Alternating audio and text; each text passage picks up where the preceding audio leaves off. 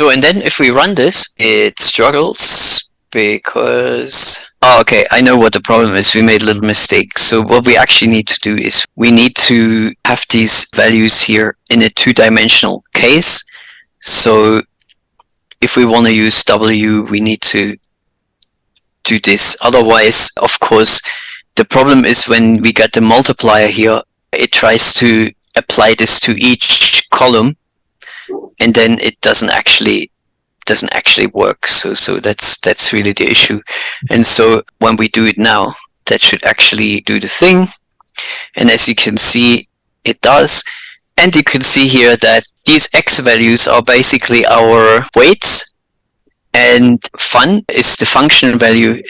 That's our Sharpe ratio. So the Sharpe ratio, the best one that we can get is 0.6915, which is effectively what we've seen above when we were running this through the loop. You remember when we did this here, that was the highest Sharpe ratio. See, that was about here. That's 0.69, something like this.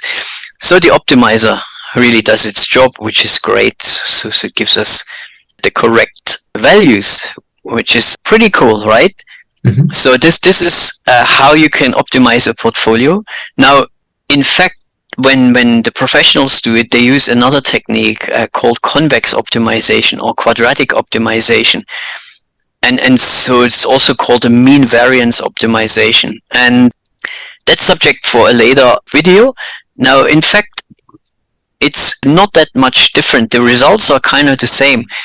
The difference is that convex optimization can actually deal with a much larger parameter space. So if we had like hundreds and hundreds of parameters to optimize, it's gonna, this simple optimizer that we've used here is going to really struggle. It's not gonna give you a really good result.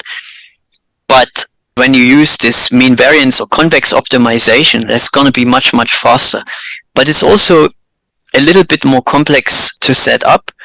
And the main idea here is, first of all, to learn how to do a portfolio optimization and what it does, and how we can actually use weighting to achieve better performance of our portfolio. That's really the key here.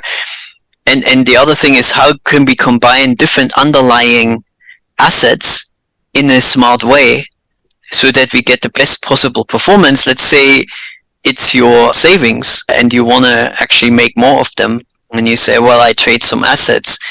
And the question is, of course, in what sort of ratio should you trade them to get the best out of it? And usually the best is not necessarily the best P&L, the best profit, but the best Sharpe ratio. And so that's how you do it. Now, this is effectively for two instruments, and we can, of course, expand that quite a bit.